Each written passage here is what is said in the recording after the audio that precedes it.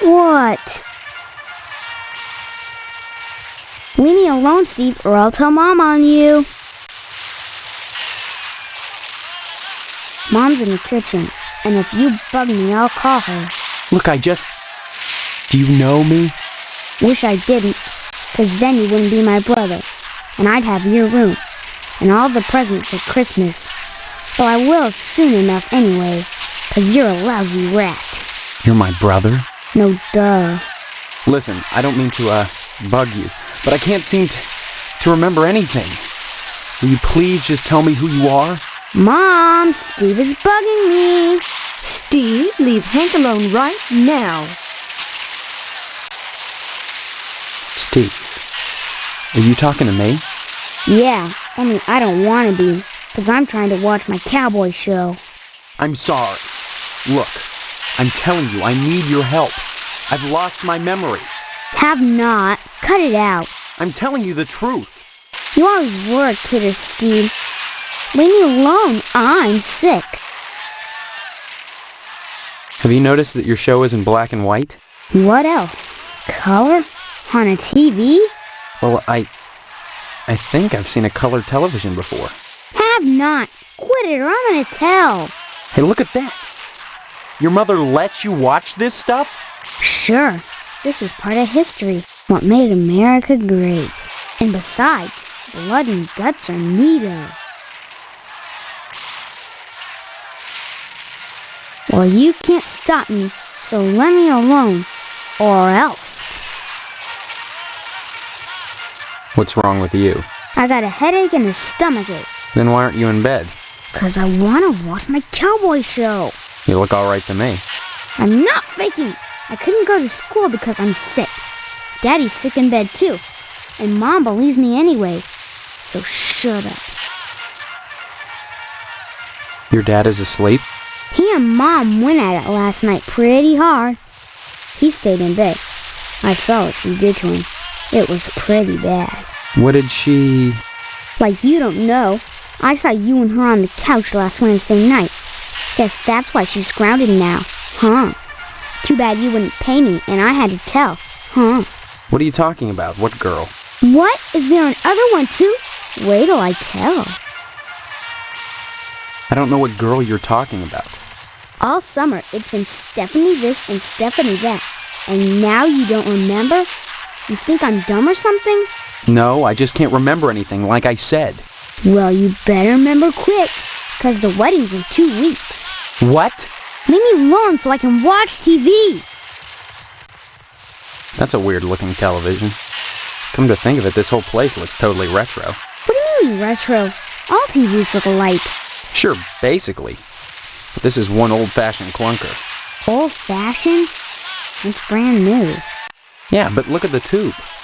Where's the remote control? What's that? Now that I think about it, I can't remember. And what was that you said about retro rockets? No, retro. It means... Oh man, I know what I mean. That everything here is wrong. But I can't picture the difference.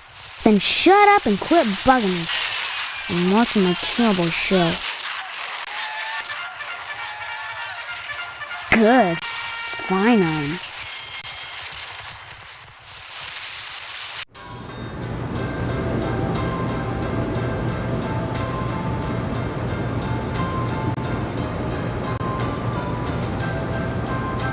Well, hello there. How about some cookies? There's plenty of rejects in the trash.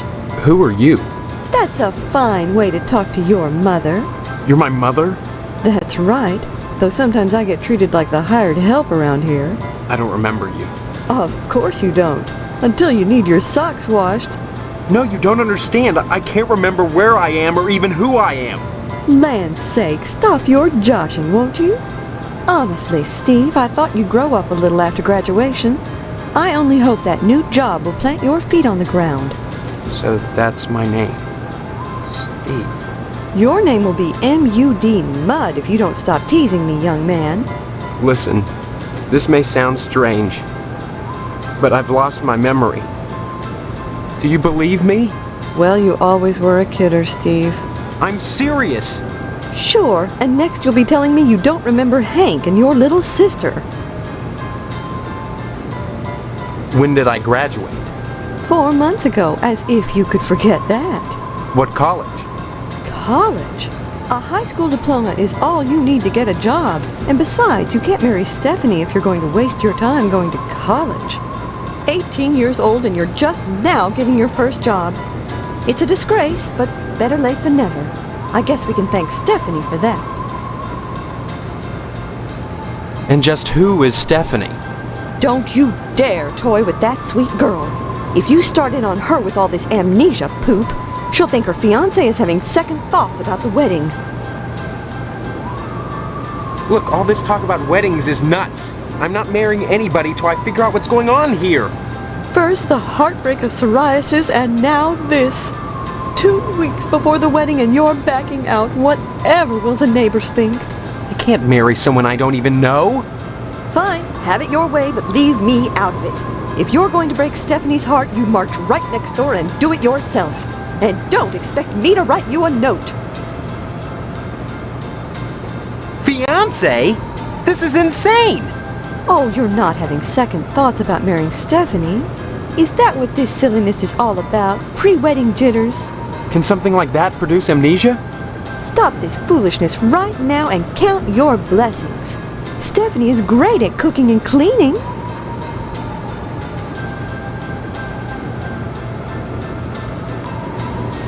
What's cooking and cleaning got to do with anything? Honestly, boys are so dense. What else is there for a wife but cooking and cleaning? You may not appreciate a hot meal on a clean plate when it's there, but if it wasn't, we'd hear about it soon enough, I'll bet. You're saying that's all there is to marriage? Cooking and cleaning? Well, you'll have to ask your father about that, but I'm sure Stephanie will do her duty when the time comes.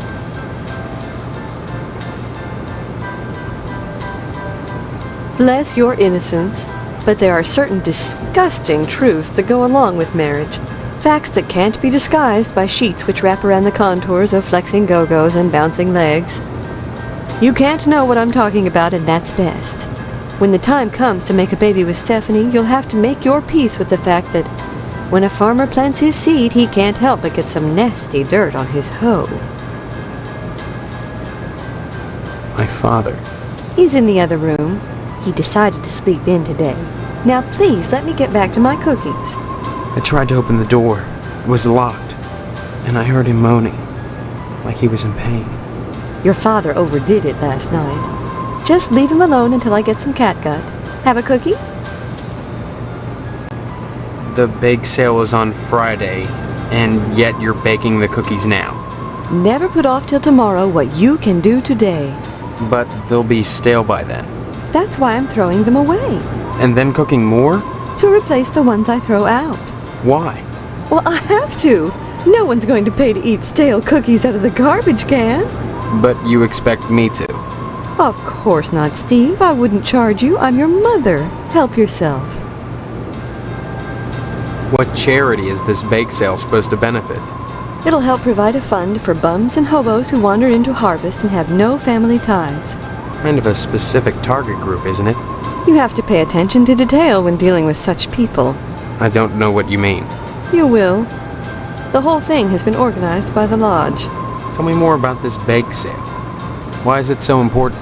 As I told you, many unfortunates who come to harvest end up needing financial help. Why is that the town's problem? It's not a problem, so long as those folks are taken care of. It's the will of the lodge. What lodge? The Hall of the Order of the Harvest Moon, Steve. It's just the finest place in Harvest, and the most exclusive. What's so great about it?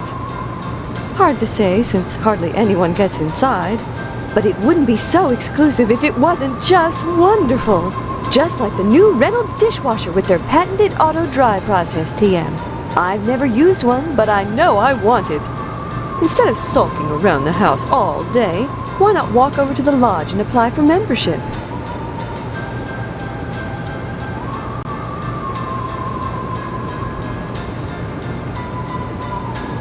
That's wonderful, Steve. If you got into the lodge, you'd be the talk of Harvest. Harvest is a town unlike any you've ever known. In what way? I don't have time to go into it now. Why not take a walk around town and pester someone else? I'm busy.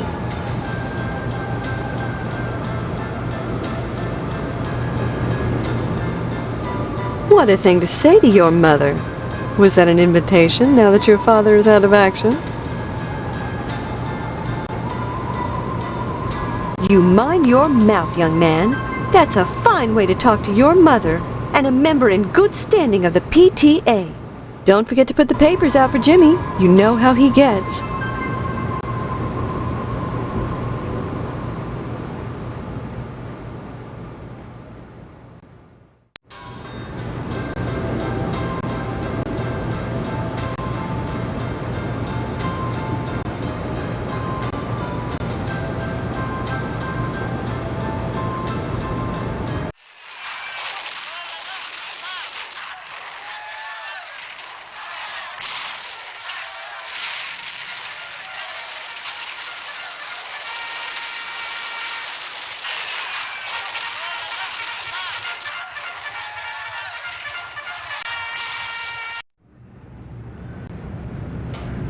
Hey, Steve, I'm Jimmy James. Remember me?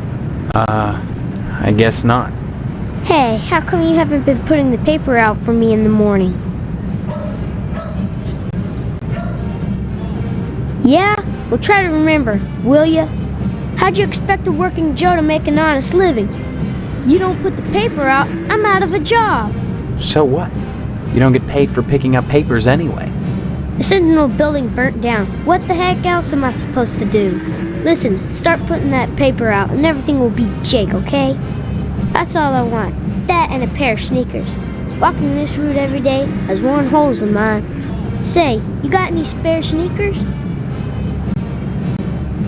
Oh, gee whiz. Look, if you find any, I'd be willing to trade you for them. Something really neato. Think about it. See you later, alligator.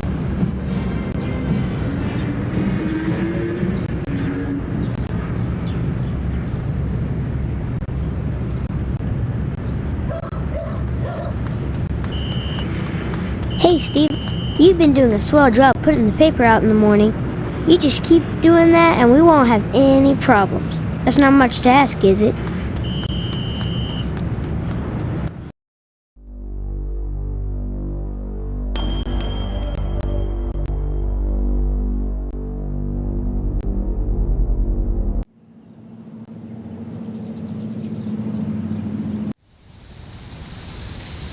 There he is, my future son-in-law.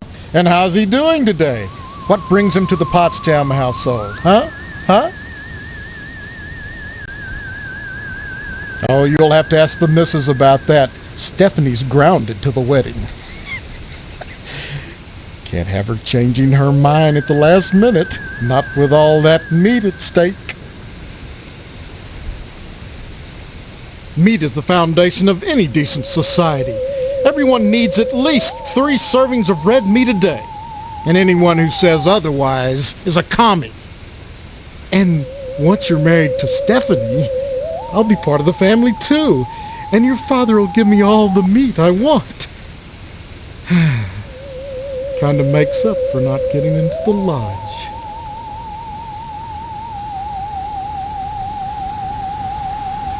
Well, don't look at me. Mrs. Potsdam wants Stephanie to study hard for her finals.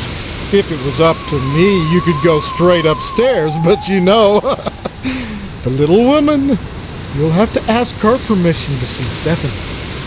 Sorry, Steve. The last thing I want to do is upset you and your father before the wedding. Not with the meat at stake. You will remind your dad about the meat, won't you? Tell me about this wedding. Well, it looks like we're going to have to hold the wedding down at the funeral parlor, since I'm not a member of the lodge. Mr. Moynihan has given his okay, and your father is going to cater the affair with plenty of meat. Why are you so anxious to get into the lodge? There's wonders inside. I've heard there's more meat in there than they know what to do. Now that you're of age, Steve, you might go down to the post office and fill out a lodge application. They're always looking for new blood.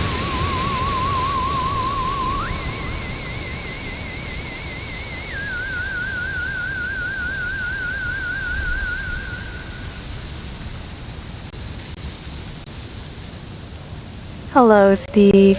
Have you flossed today?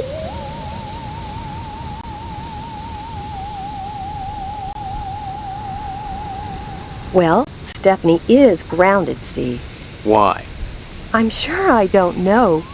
Mr. Poston has sent her to her room, and in her room she'll stay until Mr. Poston says otherwise. Probably until the wedding. Tell me about this wedding. Well, it's set for 3 weeks. We're holding it over at Shady Oaks, Mr. Moynihan's funeral parlor. Say what?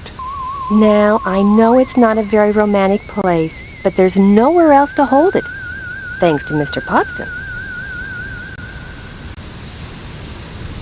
Mr. Moynihan runs the Wayward Hotel and the Shady Oaks funeral parlor. It's rumored he has connections with the lodge, but the order keeps that kind of thing secret. So Mr. Poston has tried to get him to put in a good word for his lodge application, but so far... What can you tell me about the lodge?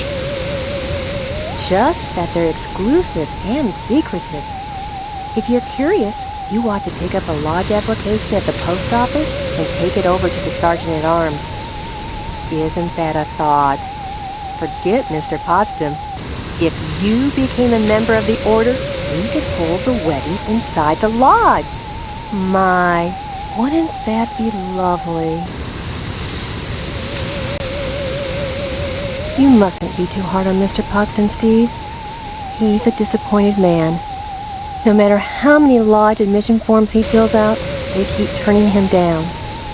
He has a new application in, though, so keep your fingers crossed. If he joins the lodge, you and Stephanie can have your wedding in the Chapel of Love, rather than over at Moynihan's place. Give my regards to your parents.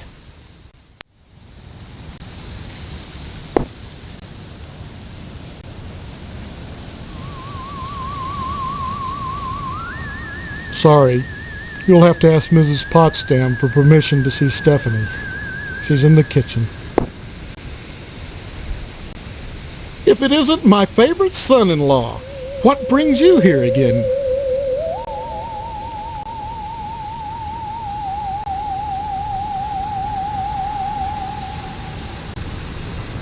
Hello, dear. Come to see Stephanie, have you? She's upstairs. Go right on up. Just remember, she's grounded until the wedding. Give my regards to your parents.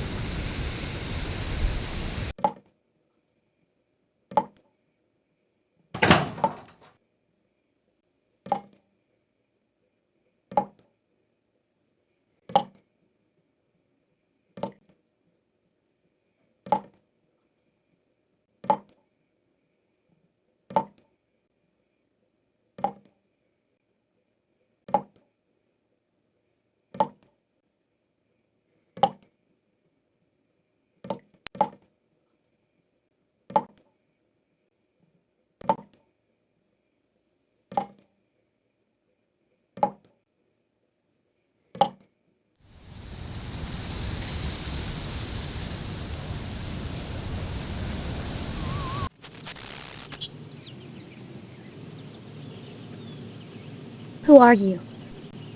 What are you doing in my room? Haven't you heard? We're getting married. So, you're the one. Steve, isn't it? You mean you don't know me? I mean, I don't know anyone. I don't remember anything. How many times do I have to say it? Just one, Stephanie, because I can't remember a damn thing either. Really?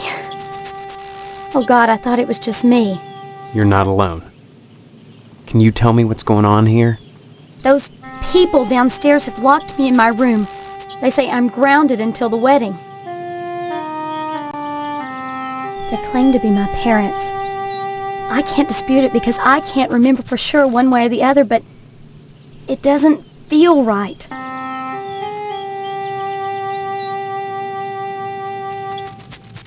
Do you have any idea where you do belong? No, but I'm fairly sure I don't belong in Harvest. Yeah. I can't remember anything, but I feel in my heart that the woman downstairs is not my mother. She's like this thing, like a parody, a bad joke with mother as the punchline. Does that make any sense? I'm glad I'm not the only one who sees it that way. I thought I was going crazy. Join the club. But we can't both be crazy, Stephanie. Either way, something really weird is going on here. I've got to escape, and so do you. Because in a way, whether you know it or not, I think we're both grounded. Escape? Harvest is a prison, Steve. Don't forget that. Of course I'm right.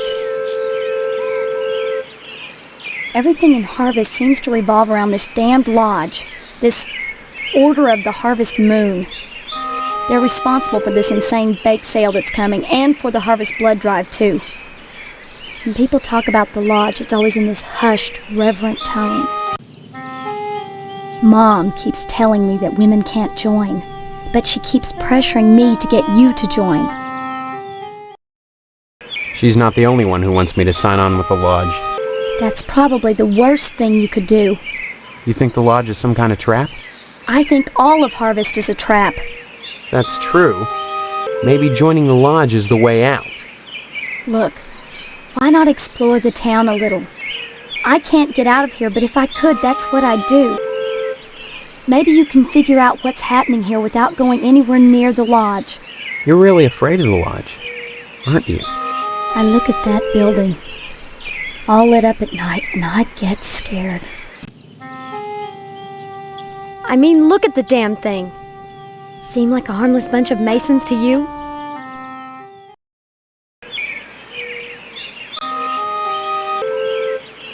Maybe my amnesia isn't total after all. You're familiar to me. Like we've met before. In another life. Maybe we really do live here. Maybe we were together, and the same thing happened to both of us. An accident. Something. Neither of us has bumps on our heads, if that's what you're getting at. Have you been able to remember anything else? Anything at all? Well, I have had these recurring dreams. Just fragments, really. Strange, abstract images. Liquid, chrome. Probably just a dream. Well, have you thought about how to escape Harvest?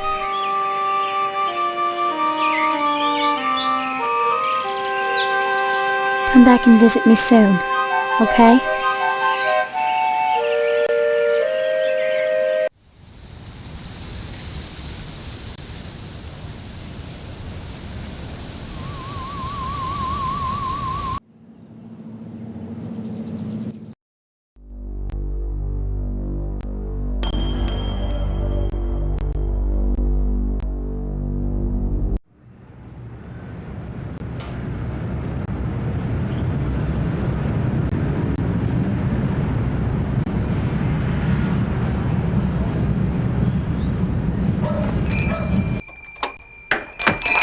Can I help you, dear? Who are you? This is Phelps General Store, so who would that make me? Maybe you need to go back to Gein Memorial and have Miss Whaley teach you about logic. I'm fuzzy on a lot of things these days. My memory's gone. Pshaw, you always were a kidder, Steve. I'm serious. I need some help. Well, they say a sharp blow to the head is a good thing for amnesia, in which case I'd recommend Miss Whaley again. Then again, they say a good scare can jog the memory, in which case I'd advise you to visit the Sergeant at Arms over at the lodge. That man gives me the willies. Speaking of willies, how's your father? Don't know. My so-called mother keeps him locked in his room. I can't get in. Care to buy anything today? Just point to whatever you want. I'm a little hard of hearing.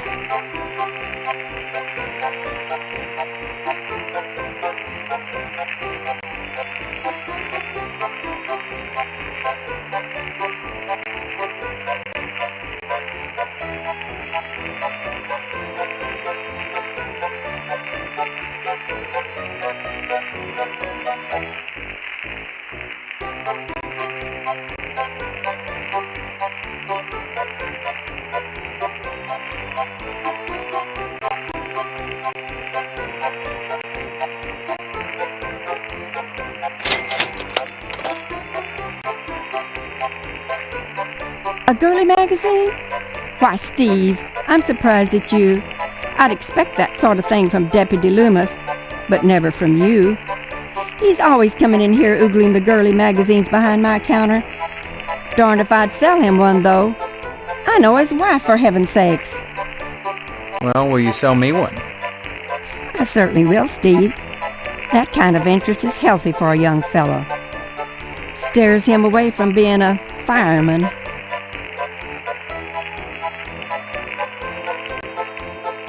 Hello, Steve. Care to buy anything today? Okay, dear.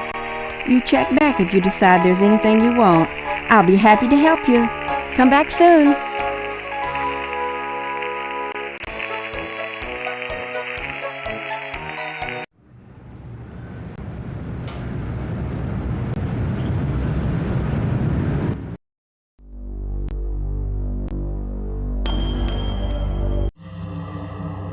Only initiates may enter the Hall of the Order of the Harvest Moon. Did you say something?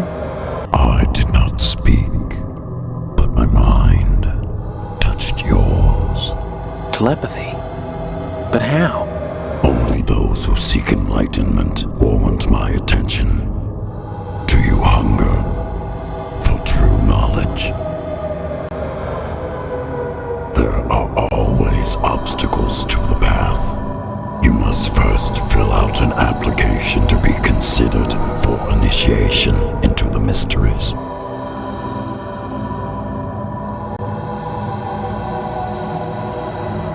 Applications are available at the post office. Postmaster Boyle disseminates them to the uninitiated. I do not sully my hands. Then I just fill it out and return it to you, or what? You may find it difficult to obtain an application. You will no doubt need to find some way to persuade Postmaster Boyle to give you one in the middle of the month, as it is against his rules. When you do, however, bring it to me, and if you are worthy, you will be put to the test.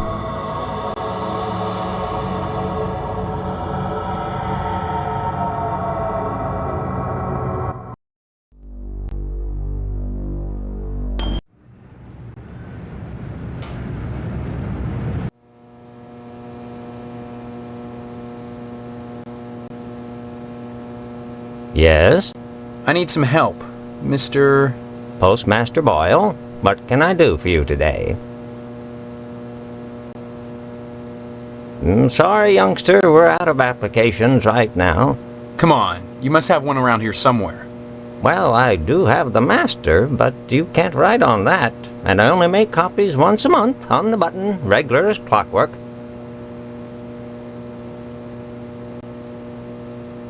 It's not the effort, son. It's the principle. We must adhere to our standards. They're all that stand between civilization and chaos. I'm sorry, you'll just have to come back in a month, same as anyone else. And even then, I can't guarantee you'll get an application. The line is always long, and there are never enough to go around. It's very important that I get in quickly. That's what they all say. Postmaster Boyle, I'll just die if I don't get into the lodge. I can't make an exception, young man. It just wouldn't be right. Next time you post, don't forget the zip code. Sorry, son, no time to talk. Neither rain nor sleet nor snow nor hell shall keep the mail from its appointed rounds. It's been missing for months now. I keep meaning to get another, but, well, the button's very distinctive. I'd have to file an S-411 with Washington to get another, and I just don't need the extra paperwork. Sure wish I could find it.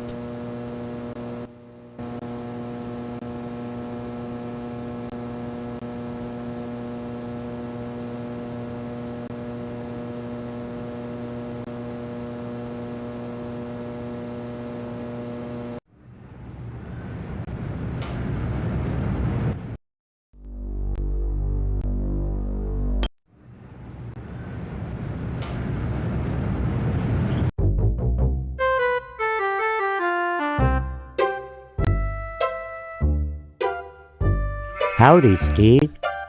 Yeah. Howdy back, Mr. Pete Swell, Steve. Don't you pull my old leg now. Change your mind about that aluminum siding? What are you talking about? I really think you should talk your father into buying some. He can afford it. And I can't stress enough the value of some really fine aluminum siding. Keeps it warm in the summer, cool in the winter, and it keeps out the sheep. Pastorelli ought to look into some, but I can't get him to understand a word I say. Steve, aluminum siding can't get a fair shake no more. Started when those firemen came to harvest, filling people's heads with newfangled notions like color coordination and interior design. You can paint aluminum, you know, if you want to. But even so, I can't seem to move it anymore. Not even to a rube like Pastorelli. Thank God for the plumbing. Pastorelli's a rube from way back. Ask Clem Parsons how he followed up with the alarm system in here. I'm a plumber. I could fix it for him, but he just won't listen. Well, I seen the end coming for the aluminum siding game, so I took a mail course and learned how to be a plumber. Now, there's a business that never lets up. You'd be surprised what people flush down the toilet.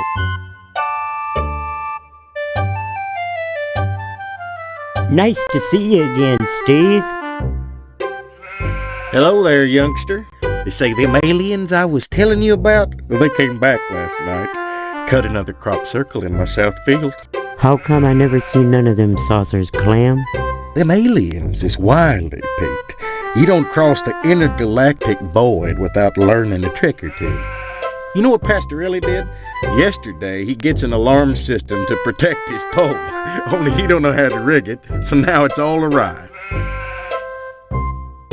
Why, that barber's pole is his pride and joy. Brought it all the way over from Italy, wrapped all special-like. It ain't nothing but colored glass with some bulbs stuck up in it, but he thinks it's the be-all, end-all. Installed that alarm system just to protect it. Though who in tarnation would want to steal a worthless piece of junk like that? I don't know. Maybe them aliens, Clem. Oh, Pete, don't be ignorant. Them aliens don't give a fig for no colored glass. You think if they can build spaceships, they can't make a dadgum barber pole? Crazy hick don't know nothing about science. Pastorelli shelled out for an alarm system, all right, but he's too cheap to hire an electrician to hook her up. Dang idiot cross-wired it through the fire sprinkler, so now when the alarm goes off, it sets the sprinkler spraying. Tarnation! Aliens looking for intelligent life ought to stay away from this shop, sure enough. Well, son, the ways of the alien is a specialized area of woodcraft unknown to all but the wiliest sportsmen. What you gotta remember is, your average alien is smarter than your average human, so you gotta be extra careful building your blind if you want to bag one. You hunt aliens.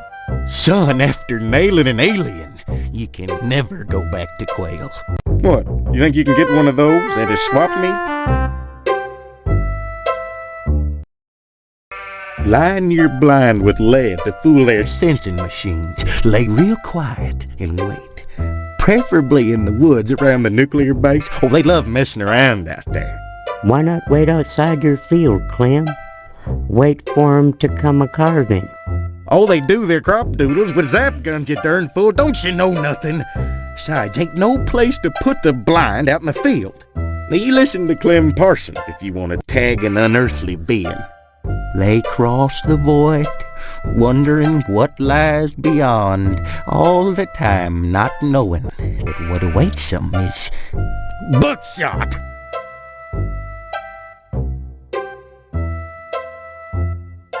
Anytime, Steve.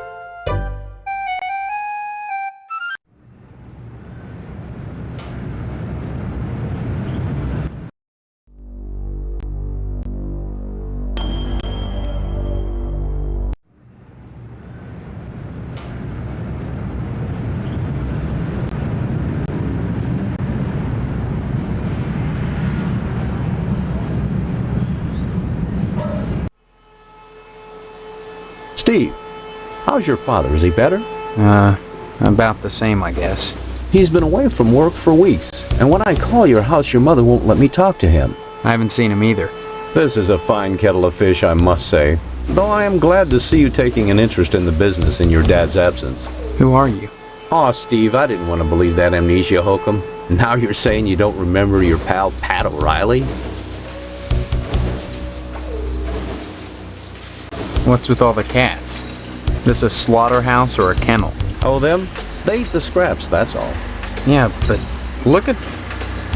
Isn't there some kind of health department that keeps tabs on these things? Are you going to work at the health department, Steve? Or here?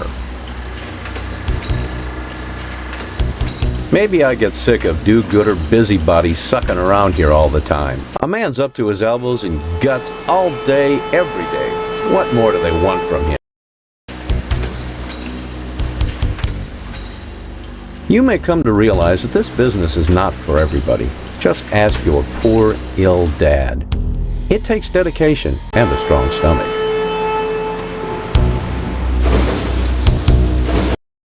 A lot of times, when I'm finished scrubbing up and digging the bits of intestine out from my fingernails, I must confess I don't have much appetite for red meat.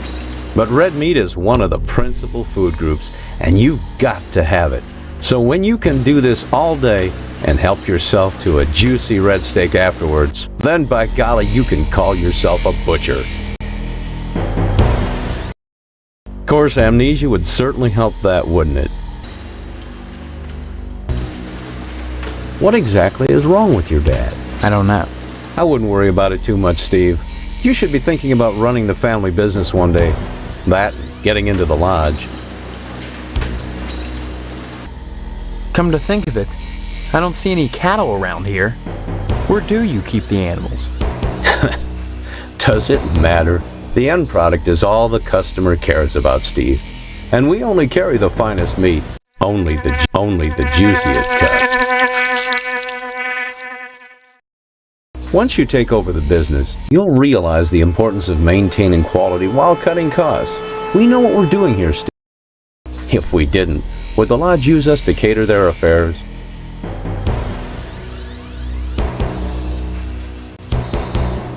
Your father's very particular about the profit, Steve. No freebies for anyone.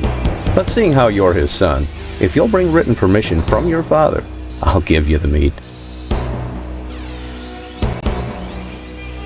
There are certain tricks of the trade, Steve. Once your dad gets better and you start working in here cutting up the meat, you'll be privy to them. There's always cheaper, better ways to do things, if you're creative.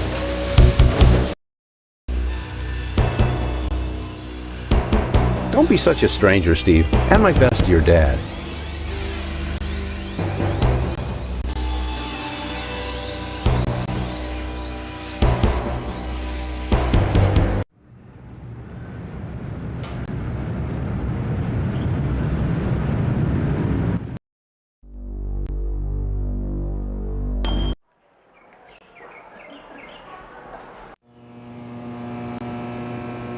Steve, good of you to drop by, big guy. Haven't seen you since graduation. A lot of changes, I hear. You could say that. Good, good. That's a nice part of my job. Turning fine young men and women out into the world, and then watching them prosper. Of course, I was able to reach more people at the old Sentinel, God bless her. But then again, I never got to see the results of my work up close before. Who are you? You know very well I'm Mr. Harold, the principal of Gein Memorial. Steve, I've heard about this amnesia nonsense. I had hoped you'd be in the lodge by now, fine young fellow like yourself. But now, I think maybe you need a little more quality time. Boy, I sure miss the old newspaper. The sheriff never did investigate that fire properly.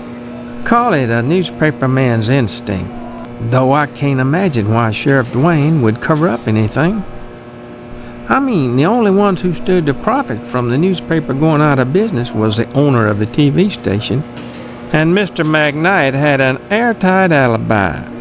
Still, if not for the fire, I never would have wound up as principal of Gein Memorial. Gein Memorial? Sounds like a cemetery or a hospital, not a school. This institution was named for a great man, whose first name escapes me. He epitomized the great potential within us all, big guy. I hear there's an honorary plaque commemorating him within the lodge.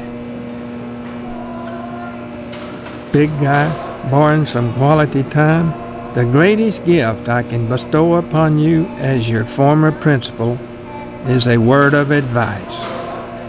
Join the Order of the Harvest Moon at any cost.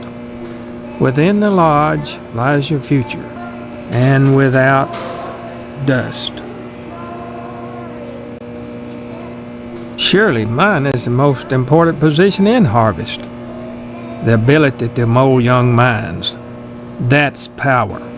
You might think Sheriff Dwayne's the most important man here, big guy. But he only deals with my failures. When I do my job right, the sheriff never sees a thing. Why do you keep calling me big guy? A sign of respect, lad.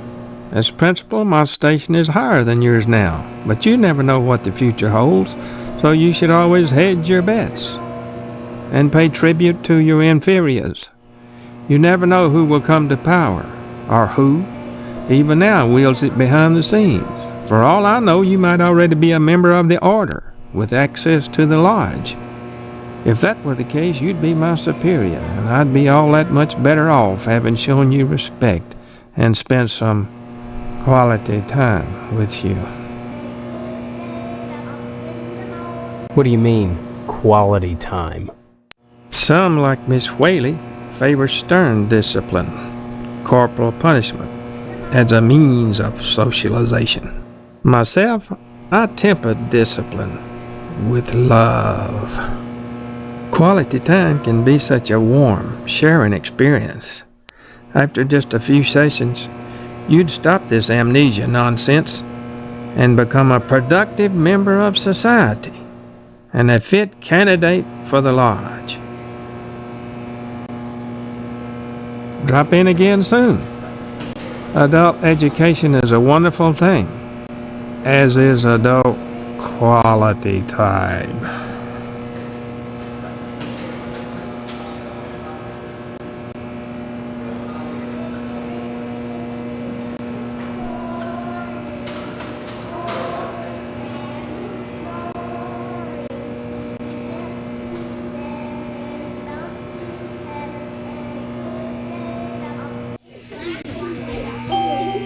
My goodness, class, this is Stephen. He used to be a student here at Gein Memorial. Say hello, class. They're reticent.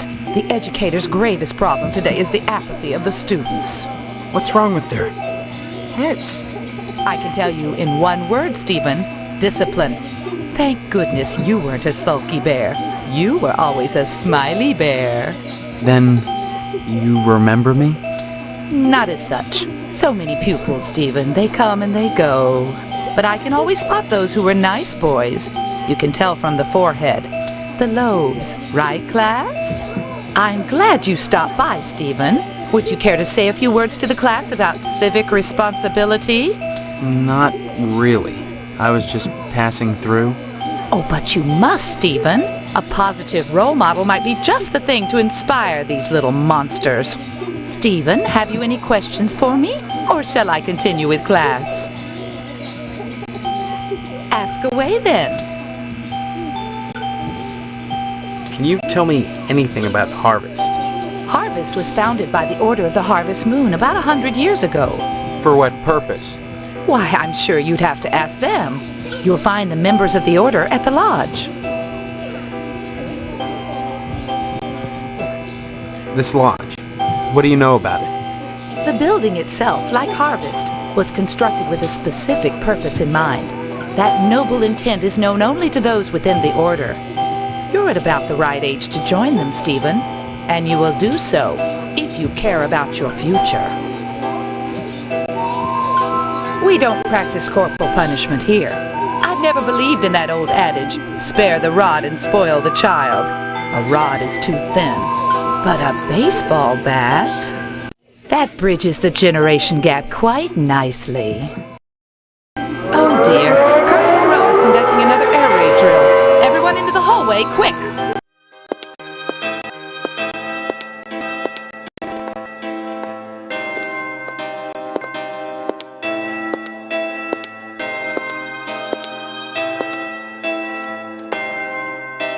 If an A-bomb hits, what good is it gonna do to duck and cover?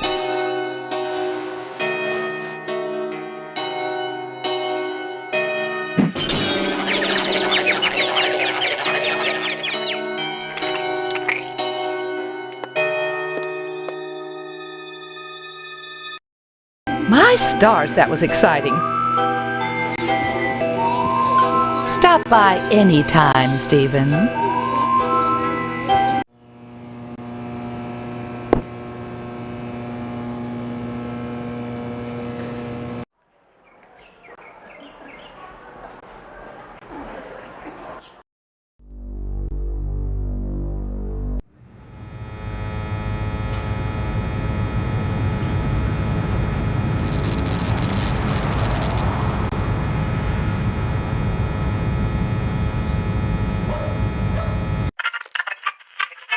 Stay tuned, buckaroos. There's more to come on Range Riders Cowboy Roundup. So don't go away. And what's your name, hombre?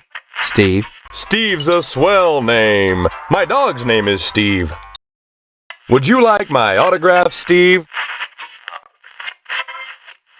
Here you go, then. Violence? What about it? Violence is as American as apple pie and low SAT scores. Where would we be right now if the cowboys hadn't gone out west and butchered innocent people to steal their land? Answer me that, Mr. Know-It-All. But what about studies that have shown that children become more violent when watching violence? Buckaroo, I rip the guts out of godless heathen Injuns. Most kids don't see godless heathen Injuns on a regular basis, and if they do, they better either get their eyes checked or do like old Range Rider and shoot the bejesus out of them, lest they want to go untreated for psychotic hallucinations, or wind up with their scalps hanging from a buckskin belt. Oh, shit! Ow! Shit on a stickaroo!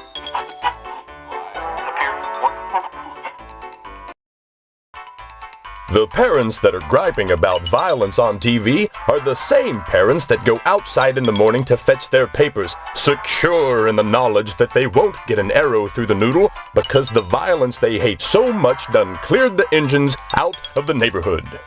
Yeah, civilization has benefited from violence. But should violence be treated as entertainment?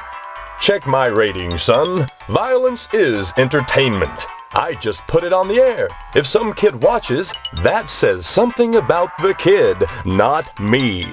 Now, excuse me, we're going back on the air.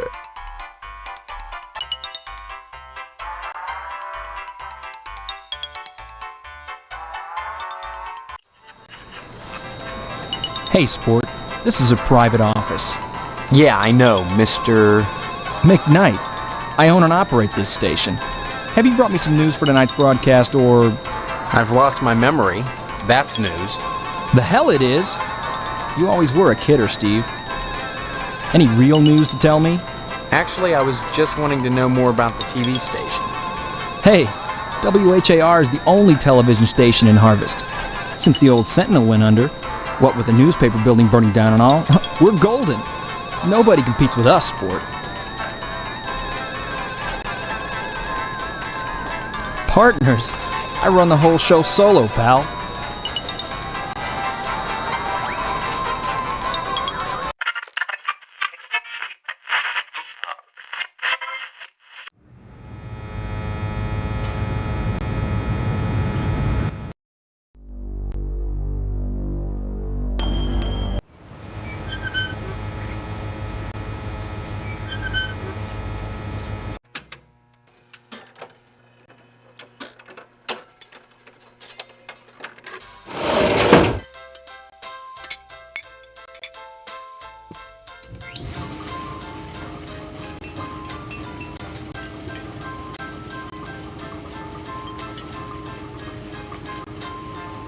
Hi, what's your name?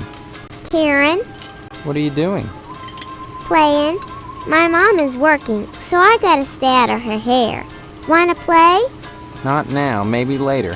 Okay. Bye-bye. Oh, Steve, what are you doing sneaking up on me like that? God, for a second I thought you were Mr. Johnson. What would you like to order? Sure. And my name's Edna Fitzpatrick. I'm not the one with amnesia. Then you believe me. Well, you always were a kidder, Steve. I guess I've changed. I'm not kidding. Now, Steve, faking amnesia won't help anything. If you don't want to marry Stephanie, then don't. But don't play sick, for heaven's sake. I'd expect that from Karen, not an 18-year-old. You've met Karen, my 8-year-old. Other than the diner, she's all I have.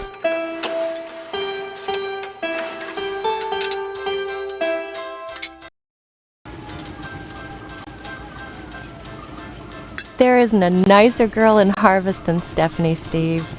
You should be grateful that she's promised you her hand. I don't remember that happening, Edna. Honestly, you men are so childish. I don't know what it is about marriage that turns even the bravest man into a coward. I was going to marry Karen's father when he just up and ran out on me one night.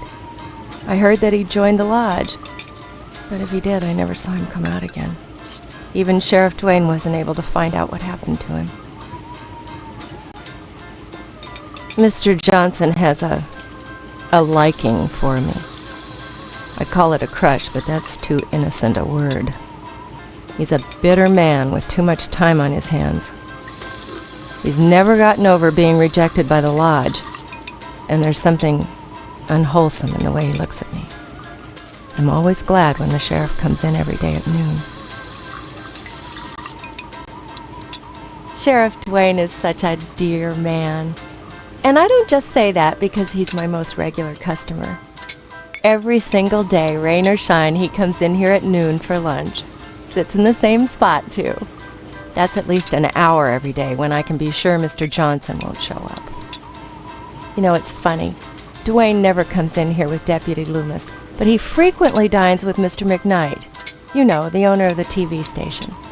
Sometimes he comes in with Postmaster Boyle, but somehow I don't think they're friends. Though I see them together a lot, Boyle and the sheriff never act very friendly towards each other. Almost like there's some kind of bond between them besides friendship, though what it might be I can't imagine. Maybe Sheriff Duane resents the fact that he's never been able to get into the lodge, though that's not Boyle's fault. He just hands out the applications. He doesn't decide who gets admitted.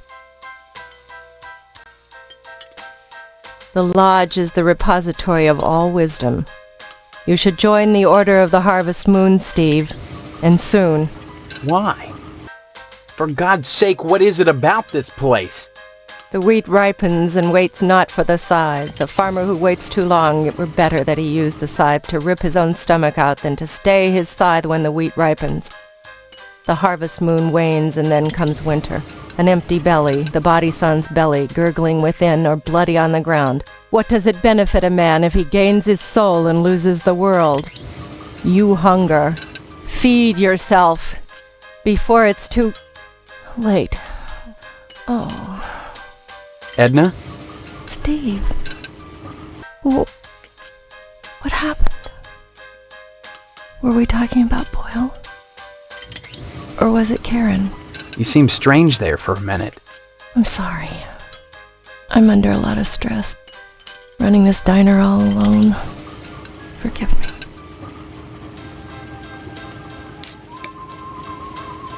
Stop by anytime, Steve.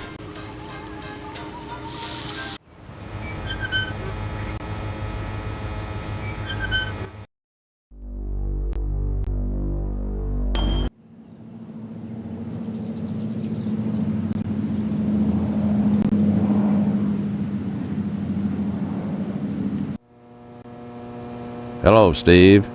Let me introduce myself. I'm Sheriff Dwayne, and this here is Loomis. Pleasure, I reckon. Then, we haven't met before? Of course we have, but I heard about your alleged amnesia and figured I'd play along. I sure hope this is just a prank, and not the start of some insanity plea. Keep your nose clean, or you'll wind up in jail, and that's no place to hold a wedding. I understand you witnessed Miss Whaley's dispensing a little discipline at the school, and she thinks you may be feeling a mite bent about it. You need to forget about it, boy. I don't interfere in school discipline. I leave that to the professionals, and so should you. Heck, there isn't a psychiatrist around who'd disagree about what a calming influence a dent in the head can be. You can't argue with science, Steve. It's bigger than all of us. Why do you want to break your poor mama's heart with all this amnesia bunk? I'm telling you the truth. Why won't anyone believe me? Well, you've always been a kidder, Steve. Yeah, so everybody keeps telling me. Boy, you need to stop all this funning and get serious. You've got a wedding coming up soon. Heck, you should be thinking about your career and about joining the lodge. I don't mind telling you, I'd never get anything done if not for the lodge's efforts. To join the Order of the Harvest Moon is the highest dream of everyone in Harvest.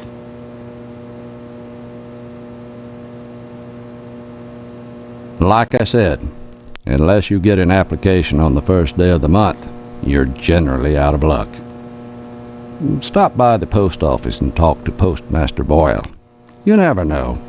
He might have a spare application laying around.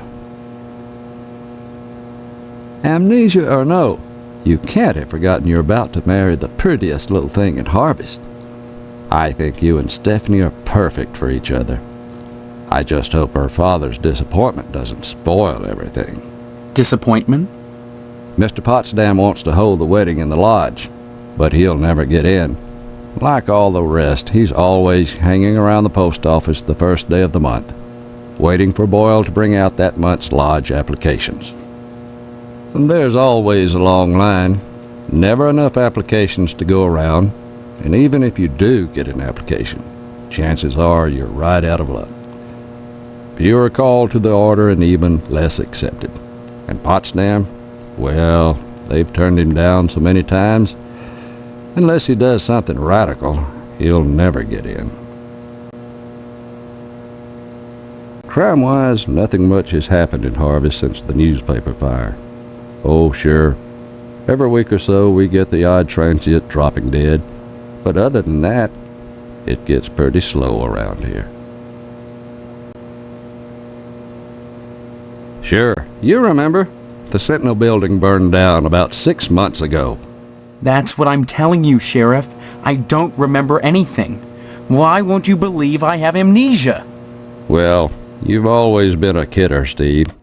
Anyway, the fireman said the fire was caused by arson. I never caught the perp, though. But we found the gas can that was used. Yes, sirree, Bob. It's in the evidence room. Loomis, that's classified. Darn it. How many times you gonna have to tell me to keep my mouth shut, I wonder? Sorry, boss. You've got the gas can in the evidence room? Did you dust it for Prince? You've been watching too much TV, Steve. Heck, who can make out all those curvy lines anyhow? No, it's sitting in there gathering dust, clean as the day we found it. Just in case I ever need a spare gas can. That case is closed, Steve. Loomis here is my deputy. Without him, I'd have a hard time keeping the peace, or at least taking a lunch break. Mainly Loomis answers the phone and babysits the office while I'm out, though sometimes he likes to go in the back and stain the jail mattress. Isn't that right, Loomis? Oh, now, Sheriff, what you gotta go and say that for? Loomis has more than his share of problems. I wouldn't invite him to the wedding. Or if you do, make sure he doesn't catch the garter. That could be embarrassing. Oh, I wouldn't do nothing, Dwayne. But I sure would like a little garter that's been around Stephanie's thigh. Oh, well, that'd be right special. Stop on by any time, Steve. Anything I can help you with? Help yourself. Speaking of which, you're real lucky to be marrying Stephanie. She don't look like a good woman. I just hope she don't turn out like Mrs. Loomis, or mercy forbid Mrs. Phelps. Good women can be awful hard on a man's needs, don't you know? Oh, gosh darn, she's purty. Kinda like a gal I seen on some of them French postcards they used to make. Used to be, I'd take them things, go back into jail if nobody was there and kind of look them over one-handed, fold some towels. That was before Mrs. Loomis. Oh gosh, I wish I had some of them girly pictures, but Mrs. Loomis won't let me keep them in the house. I still remember the time she caught me holding some of them pictures up with one hand. She took the broom to me. I howled like a hound dog, the broom going up and down, flashing straw and blood and straw, and I was crying so bad, and it was so hard I had to crawl under the porch naked with all the black winter spiders, and I got bit something fierce, little fangs digging into my bare behind all over. I ask you, is that any way to treat a man? And Mrs. Phelps and the sheriff don't make it no easier neither. Mrs. Phelps down at the general store don't help things none. She's got them special picture books, the one with the ladies. But she won't sell me none on account of she knows my wife, Mrs. Loomis. Dadgum if that don't burn my britches. If I even ask about 'em, she tells Mrs. Loomis and I get the broom. Enough to break a man's heart, her burning my French postcards and me unable to replace them. A man's got needs, don't you know? Of course, I don't necessarily mean French postcards. That's just what we called them in my day. Any kind of girly picture book, the kind men like, would be just dandy. I'd be right grateful, kiddo, if you were to bring me one. Why, you sure ought to appreciate what a man's got to do sometimes in a parked car, or a waist-high knothole in a tree, or jail cell at noon. Matter of fact, Mrs. Phelps got no reason not to sell you some of them French postcard girly picture books. If you can get any, it's see clear to part with them. Bring them round when the sheriff's at lunch, and I'd be obliged. Anytime, kiddo.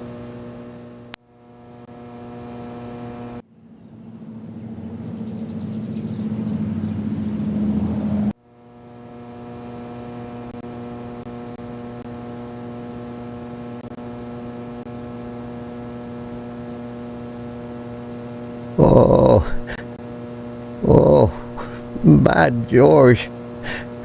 Oh, by Jiminy. Oh, this here's the real thing. Oh, can I have it? Oh, thank you, Steve. Excuse me, kiddo. I gotta go check the jail for clean towels.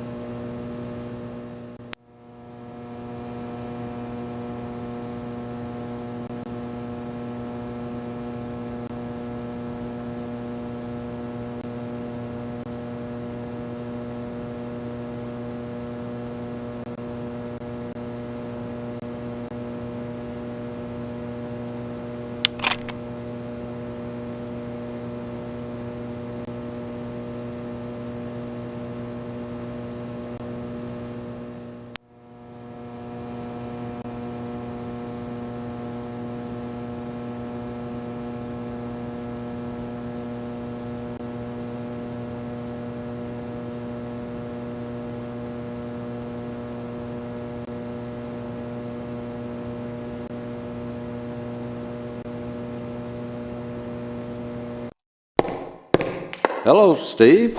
Where's Loomis? Yeah, but coming around, I'm out, here he comes. Oh, that's it. Loomis, damn you! Wait, no! You pervert! No! Straining up the mattress again! Folding up the towels! Trying to snake! No!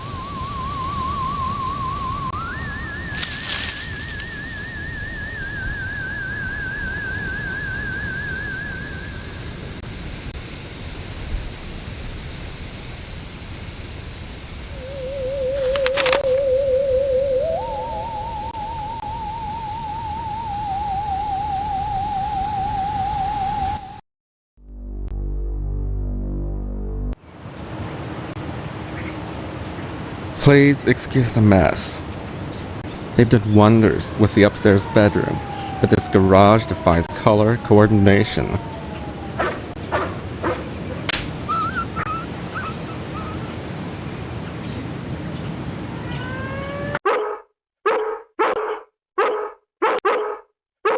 Don't bother me, I'm sketching. Oh, look what you made me do! Hello, Steve. Welcome to the House of Flame, as we like to call it. Oh, cut it out, Spots, honestly. Once he gets barking, a good piece of meat is the only way to shut him up. There you go, Spot.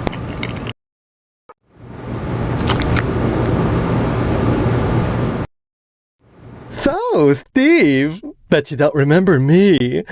Heard about that short in the old wiring. I'm Fire Marshal Sparky, head of your fire department.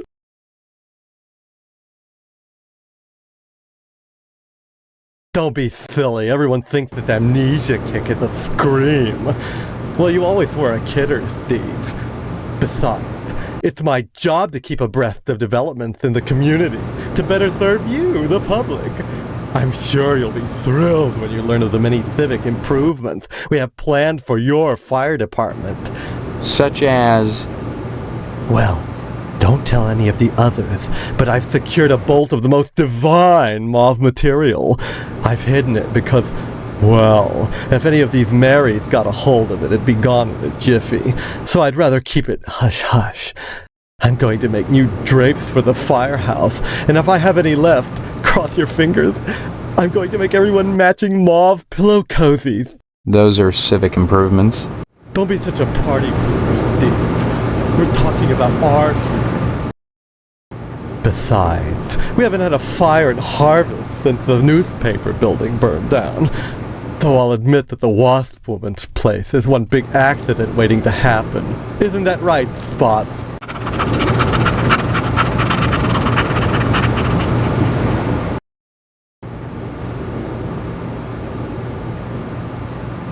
Art enriches the community, Steve. No less than a pulsing fire hose or a fireman beating down a blazing door. So what if we're drawing a nude man? So what if all we ever draw is a nude man, or the same nude man over and over in all sorts of provocative positions? Context, not content. Process, not subject. Don't be so gauche, Steve. It's beneath you. A dreadful affair. You wouldn't think that a brick and steel building with a sprinkler system could go up that quickly. Oh, please. Dwayne was glad enough to see the thing go up, and so was McKnight. If you could get into that safe in his wall... Forget it. Look, Steve, as far as I know, the fire was an accident. Let's just leave it at that. Now don't you go moving.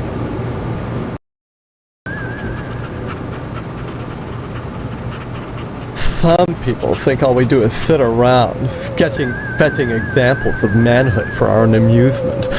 Nothing could be further from the truth. Why, just the other day we cited Tetsuo Crumb for fire code violations. All the dried out paper wasp nests clustered around our wooden house. Why, it's a chemlog just waiting for the right faggot. Believe me, none of us wants to see another fiasco like the Sentinel fire.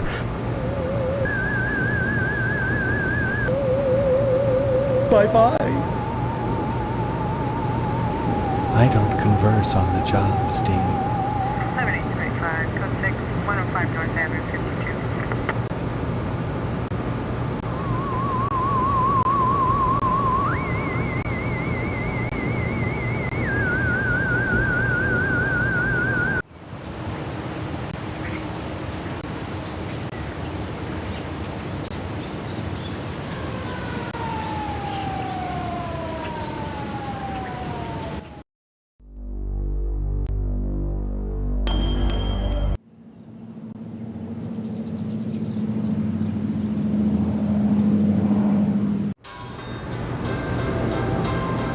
Stephen.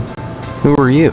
I am Daniel Moynihan, mortician and proprietor of the Wayward Hotel.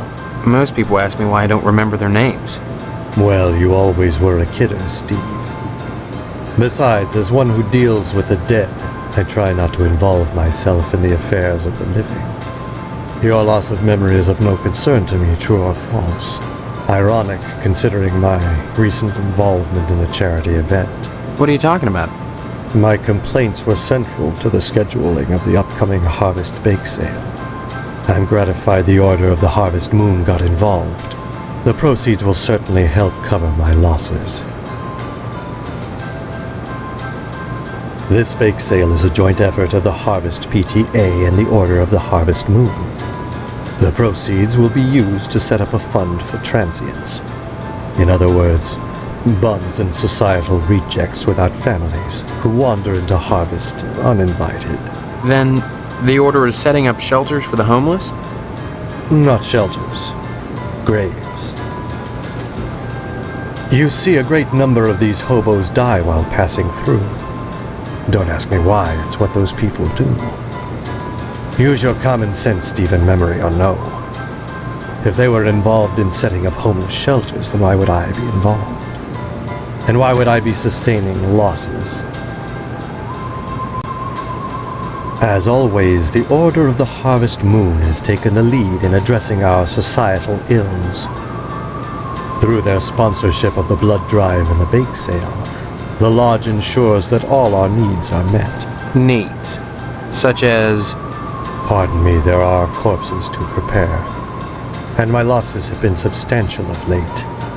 If you're sincerely interested in the Order, however, you should stop by the Lodge and speak with the Sergeant-at-Arms. Why should I be interested, Mr. Moynihan? Of all the spots in Harvest, the Lodge is the most prominent, literally and figuratively. It is the ambition of everyone here to join, and join you must to attain wisdom. What kind of wisdom? If I knew, I'd be a member. I have the feeling you have what it takes to join the Order, Stephen. We all believe that. Whether or not you live up to your potential is up to you. It seems that, like some elephant's graveyard, people of low station come to Harvest to die. They simply drop dead, penniless, and they all need burials. God knows, by putting these people up at the Wayward Hotel, I do more than my fair share. So why must I pay for the coffins and burial materials as well? My losses to the dead are substantial. Hopefully the bake sale will offset some of them.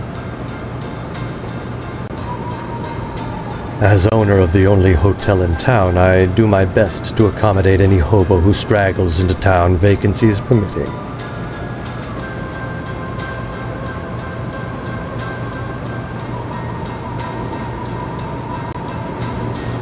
I really don't recall. We get so many low-life dregs passing through here, I can't remember every little death that occurs. Huh. Are there that many? As I said, sliced open on a mortician's slab, every corpse looks the same. Red and juicy. But surely you'd remember if these deaths were an unusual occurrence. You sound like you're launching some sort of investigation, Stephen. That would be most unwise. I'd say it's been a pleasure, but I find the company of the living so wearisome.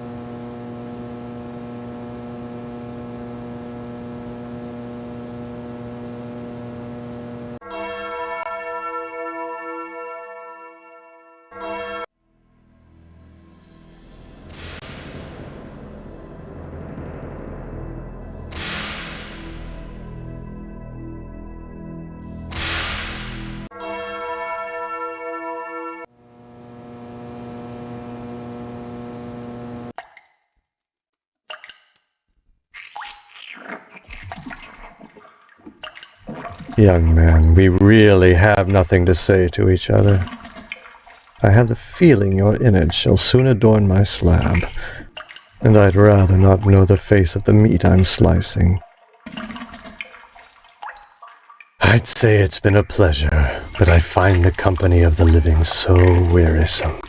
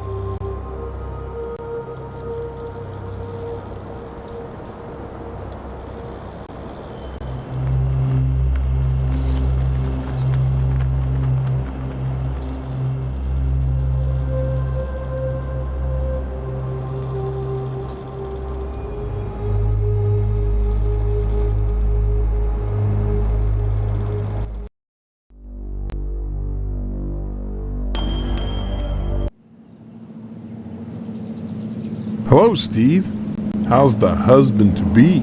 Other than having no memory, I guess I'm alright. Alright?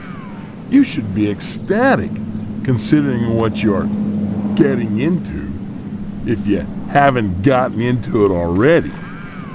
Speaking of which, I heard Stephanie was grounded. Her daddy's worried about getting his meat. Though if I were him, I'd be more concerned about Stephanie getting some meat. Right. And you are? You always were a kidder, Steve. I'm Mr. Johnson, remember? Glad you stopped by. Just got finished waxing the Tucker. I could use a little relaxation. But since Edna's not here, I might as well talk to you. Edna Fitzpatrick is one of the snootiest women in town. I declare there isn't a woman in Harvest that turned me away. If I was interested, that is. Just because she owns DNAs, she's got all these highfalutin ideas about independence, and her with a little girl to raise. That child needs a father. And Edna, well, she needs a good hard penis. Karen's only 5 years old. Since Mr. Fitzpatrick passed away, in Edna's arms and legs, I might add, Edna's been raising Karen on her own. What a shame. To deprive a little girl of a positive male role model, and her mama of a fine, stiff penis. What makes you so sure she needs a penis? You saying Edna's getting it from someone else? Like maybe that damn Sheriff Dwayne? He's over at DNA's diner every day from noon to 1, eating his dadgum pie. And I got a feeling he'd like Edna for dessert. Sure, it's the only diner in town, but I'm sure he's got more on his mind than food. I'll admit DNA's diner does good business. But money isn't everything to a woman. Can money keep you warm at night? Can you wrap your thighs around it? Or rake bloody gashes in its back with your painted hollowed fingernails? Edna! Edna! So, how's Stephanie? Speaking of Stephanie, I still haven't gotten an invitation to the wedding yet. I don't have anything to do with that. That's okay. Personally, I'd prefer a pass to the honeymoon. You could use the back seat of my Tucker for the maiden voyage. It's plenty big, believe you me. I'd drive you around, and I wouldn't look in the back seat, I guarantee it. Though if you'd like to come up front and take the wheel a while, I wouldn't say nay. Heck of an automobile, isn't she? Damn shame I have to sit out here and watch over her all the time. But if I didn't, those stupid kids might scratch her up playing ball.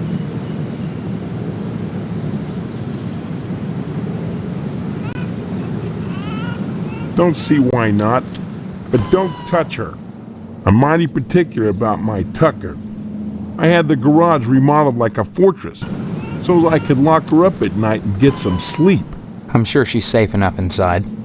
A few months back, someone broke into my house, trying to get into the garage. I had to gripe like hell before the sheriff agreed to start the evening patrols and instigate the curfew. Bye now.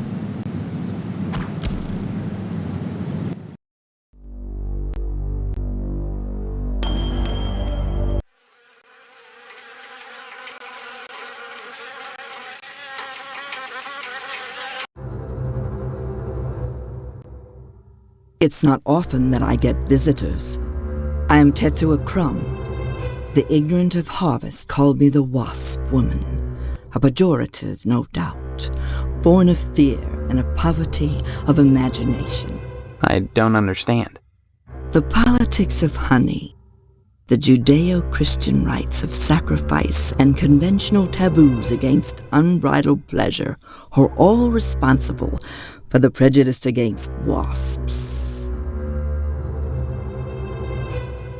The politics of honey are intertwined with the age-old struggle of the aesthetic versus the commercial.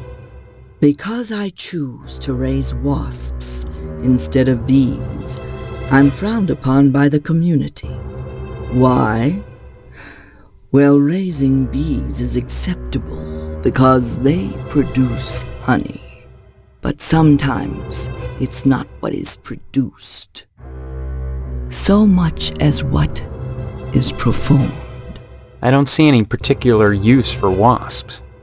Why must everything have a use? Is money always the determining factor? More slender, more aerodynamic than the bee, the wasp is a joy to behold.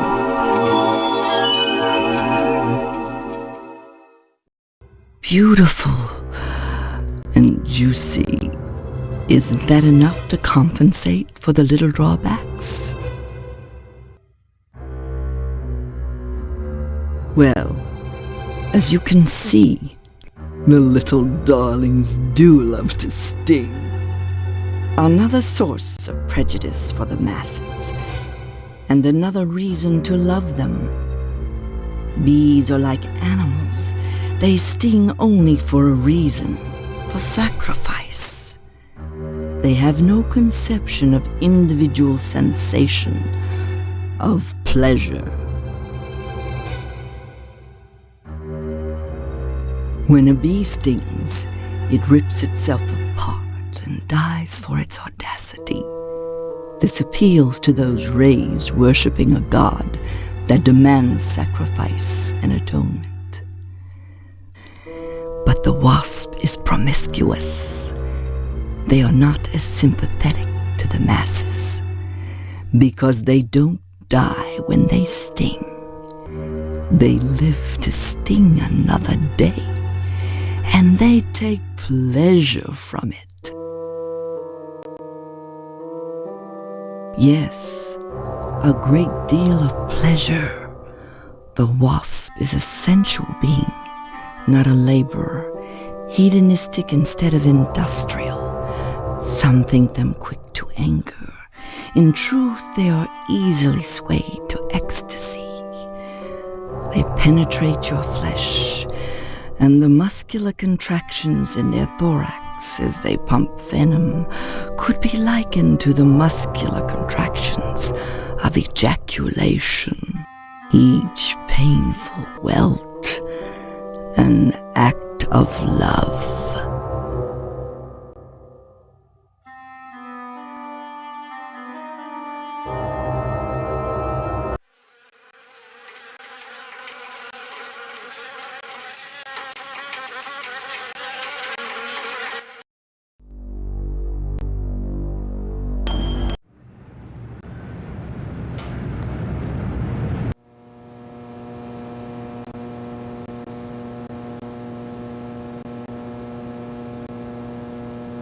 My button.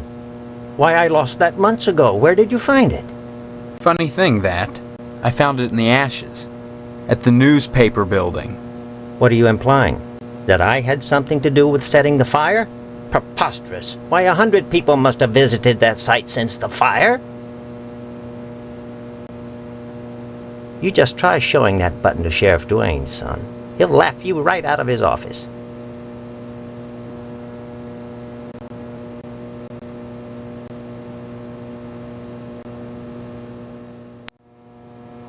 What does this mean?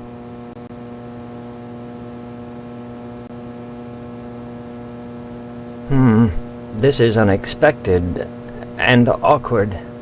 But my luck's been bad ever since Duane found that darn gas can at the newspaper building the day after the fire. He has this insane notion that it's mine. I pay him not because I'm guilty, but because I don't want him slurring my good name around Harvest. Oh, naturally. You know, he keeps that gas can in the evidence room at his office.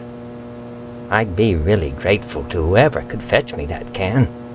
Grateful enough to provide him with a lodge application.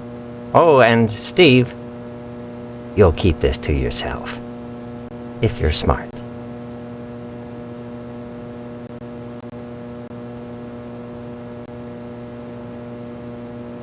Oh my God, I can't believe it. After all this time. Where's my application, Boyle? Here, take it. With my thanks. You know, this morning as I was making my rounds, I noticed an awful lot of television aerials on the roofs. Seems like more and more each day. You got me this can just in time, youngster. I may have need of it again. What do you mean? There's another reason why Sheriff Dwayne didn't investigate the Sentinel fire. If you'd like to get something else on the blackmailing bastard, check around the television station. While you still can.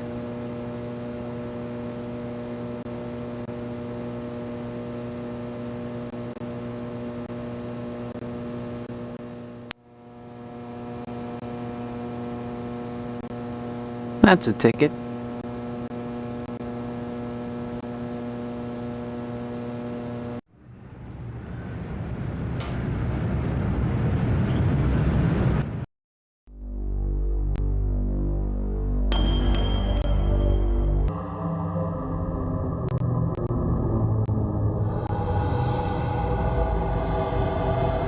I see you've managed to acquire an application.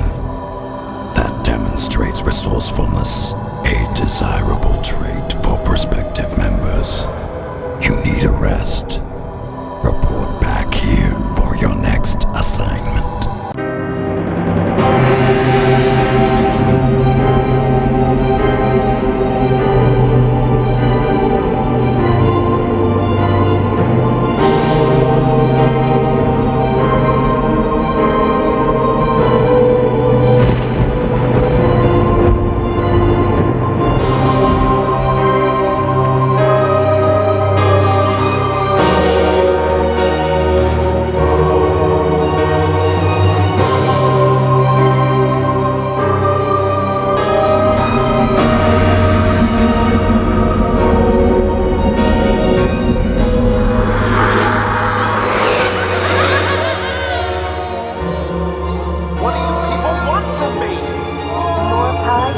Welcome to our order.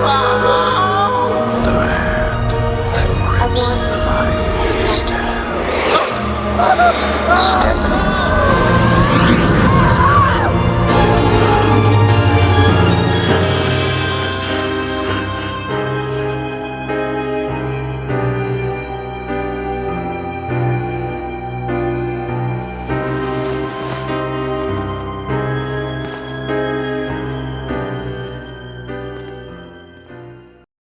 Be sure to subscribe to my channel if you haven't already, because subscribing makes you feel good.